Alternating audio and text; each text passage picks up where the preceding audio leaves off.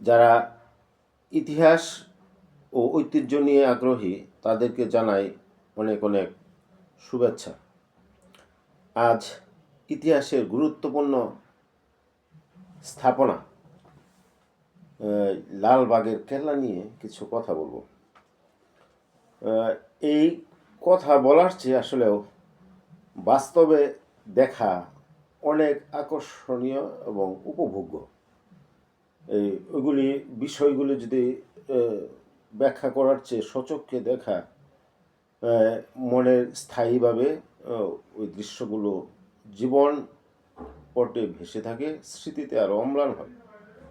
যেহেতু এর পরেও এই কেল্লা নিয়ে আসলেও কিছু জানার বিষয় থেকে থাকে, যা দেখার মধ্যে এবং জানার মাঝে এই পার্থক্যগুলোকে অনেক ক্ষেত্রে সমন্বয় করে। তা আজকেই লালবাগের কেল্লায় সম্বন্ধে কিছু কথা বলি। লালবাগের কেল্লা হলো বাংলাদেশের রাজধানী ঢাকার পুরনো ঢাকায় অবস্থিত মুঘল আমলের একটি অসমাপ্ত দুর্গ। এটি সপ্তদশ শতাব্দীতে নির্মিত বাংলাদেশের অন্যতম জনপ্রিয় এবং গুরুত্বপূর্ণ ঐতিহাসিক নিদর্শন। এটি হাজার হাজার পর্যটককে আকর্ষণ করে। মানুষ এটি দেখতে যায়। বিশেষ শৈল্পিক নান্দনিক নির্মাণশৈলী এটার ভিতরে আমরা উপভোগ করি। প্রতিদিনই হাজার হাজার দর্শক দেশের বিভিন্ন প্রান্ত থেকে ভিড় করে এবং দেখে।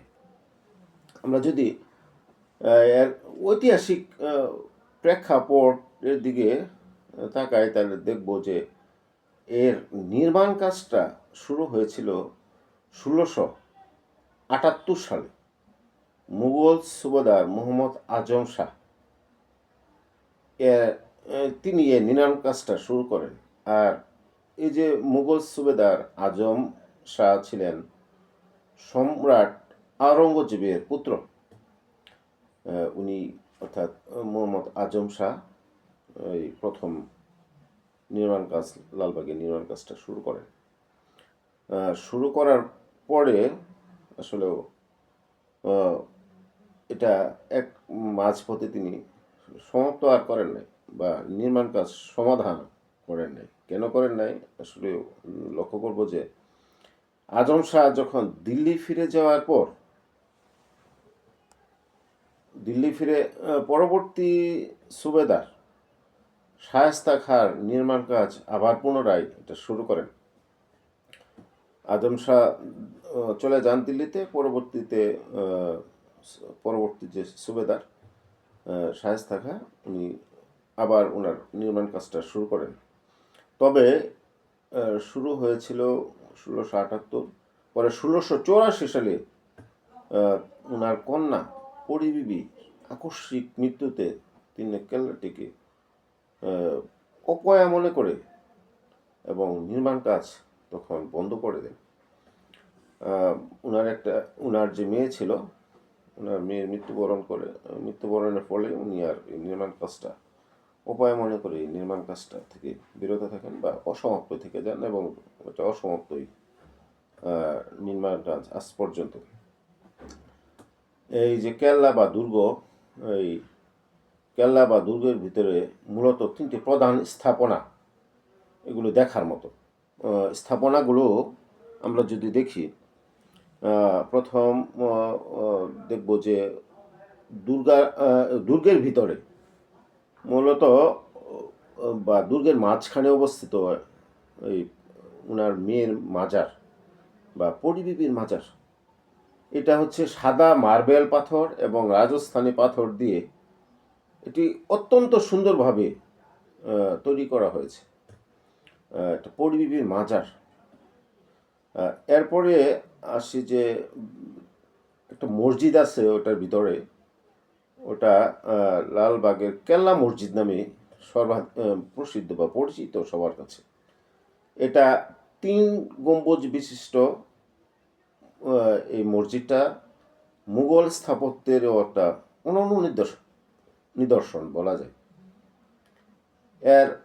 এরপরে কেল্লার ভিতরে আছে দেওয়ান ই আম। এটা ছিল সুবেদারের দরবার হল বা প্রশাসনিক ভবন। এই বর্তমানে এখানে একটি ছোট জাদুঘর আছে। সেখানে মুঘল আমলের অস্ত্রশস্ত্র এবং এই যে চিত্রকর্ম যেগুলি আছে ওইগুলি প্রদর্শিত হয় এই দেওয়ান ই আমের ভিতরে, জাদুঘরের মাঝখানে আছে। এই কেল্লাটির যে স্থাপত্য শৈলী আমরা যদি লক্ষ্য করি তাহলে দেখব ওটার ভিতরে লাল ইট দিয়ে তৈরি করা হয়েছিল এই কেল্লাটি, যে কারণে এর নাম হয়েছে লালবাগের কেল্লা। এটি মুঘল স্থাপত্যের ইন্দো ইসলামিক রীতির এক চমৎকার প্রতিফলন। এর ভিতরে সুপরিকল্পিত বাগান এবং পানির ফোয়ারা বা নহর আছে এটার ভিতরে। যারা ইতিহাস বা স্থাপত্য নিয়ে আগ্রহী তারা এই কেল্লাটি ঘুরে দেখার মতো একটি জায়গা, যা হাজার হাজার পর্যটককে আকর্ষণ করে। এর অবস্থান বর্তমানে আসলে কোথায়, আমরা যদি এটা বলি যে এর সঠিক অবস্থান বা এলাকাটা হচ্ছে, নাম হচ্ছে লালবাগ। এটা হচ্ছে পুরানো ঢাকা এলাকা এবং ঠিকানা হচ্ছে এটাই। এটি বুড়িগঙ্গা নদীর উত্তর দিকে অবস্থিত।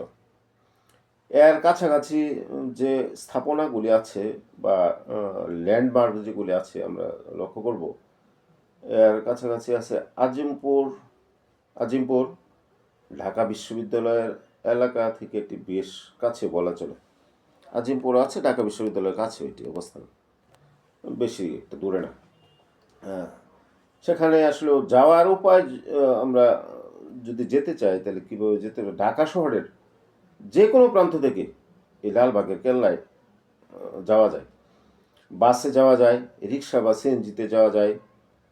এই বিভিন্ন উপায়ে এই লালবাগের কেল্লায় যাওয়া যায়।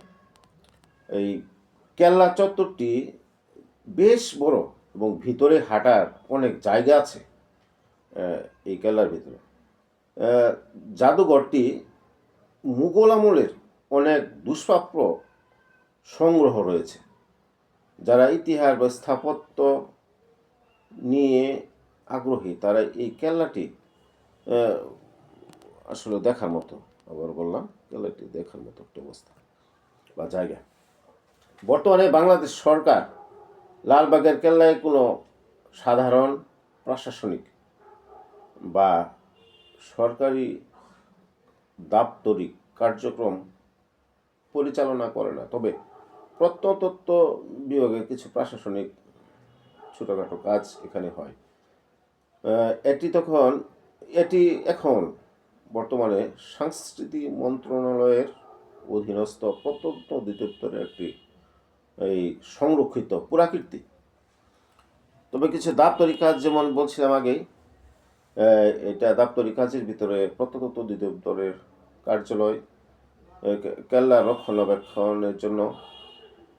রক্ষণাবেক্ষণ করে গবেষণা এবং পর্যটন ব্যবস্থাপনার জন্য প্রত্নতত্ত্ব অধিদপ্তরের একটি স্থানীয় অফিস কেল্লার চত্বরে আছে।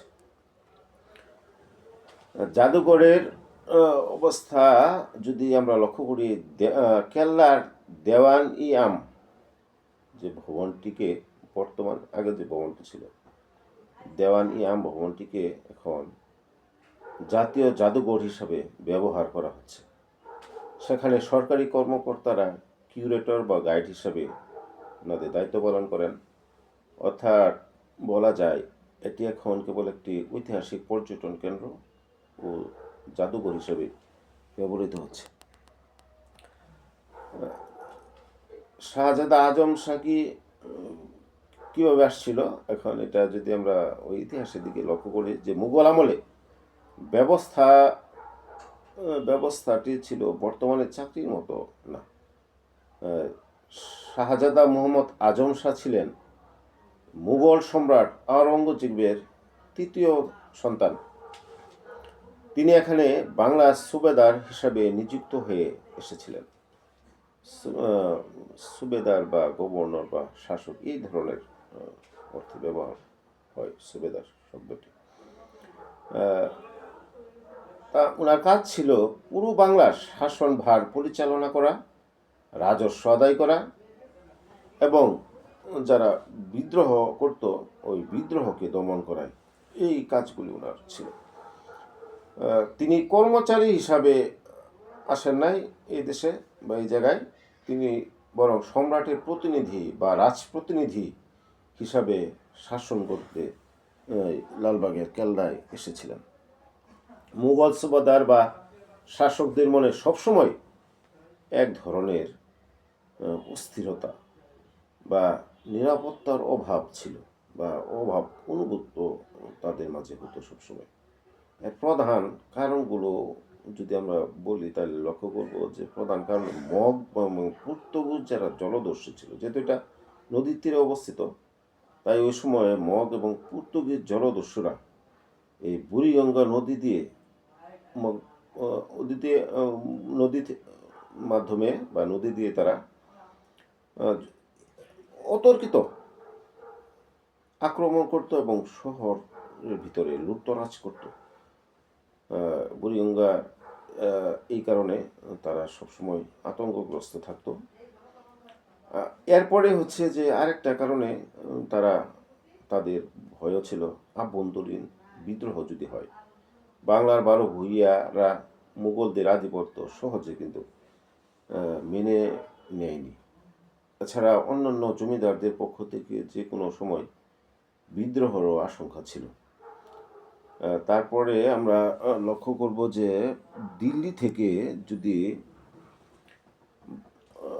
এই বাংলায় আসতে অনেক সময় লাগতো বা এটা অনেক দূরে দিল্লি থেকে, তাই কোনো বিপদ হলে দিল্লি থেকে সৈন্য আসতে অনেক সময় লেগে যাওয়ার ফলে তারা এই বিচ্ছিন্নতার কারণে তারা নিজেদেরকে সুরক্ষিত রাখার জন্য সবসময় সচেতন থাকতেন। এই প্রাচীন ও মধ্যযুগ দুর্গ বা কেল্লা নির্মাণের প্রধান উদ্দেশ্য ছিল বলা যায় এই প্রেক্ষিতে তিনটা। একটা হচ্ছে প্রতিরক্ষা বা ডিফেন্স, তাদের এই শত্রু আক্রমণ থেকে শাসক এবং তার সেনাবাহিনীকে নিরাপদে রাখা, দুর্গের উঁচু দেয়াল এবং চারপাশের পরিখা শত্রুর গতিপথ আটকে দিত। তারপরে হচ্ছে শক্তির মহড়া। বিশাল একটি দুর্গ থাকার মানে হলো সেই শাসকের ক্ষমতা ও আভিজাত্যের একটা বহিঃপ্রকাশ বলা যায়। এটি প্রজাদের মনে সম্ভ্রম ও শত্রুদের মনে ভীতি তৈরি করত। এই কারণে এত বড় কেল্লা তারা নির্মাণ করত। দুর্গের ভিতর কেবল সৈন্যরা থাকতো না, সেখানে সুবাদারদের বাসভবন ছিল, কোষাগার ছিল বা টাকা রাখার জায়গা ছিল, অস্ত্রাগার ছিল এবং দরবার হল, এগুলি কেল্লার ভিতরে ছিল। এক কথায় এটি ছিল একটি শহরের ভিতরে নিরাপদ একটি মিনি শহর। এরকম অবস্থায় তারা সুরক্ষিত করে রাখত নিজেদেরকে। লালবাগের কেল্লা সম্পর্কে আজ এ পর্যন্তই। পরবর্তীতে কেল্লার ভিতরের জাদুঘর, তারপরে পরিবিবি মাজার ও সুড়ঙ্গ সম্পর্কে জানতে চেষ্টা করব।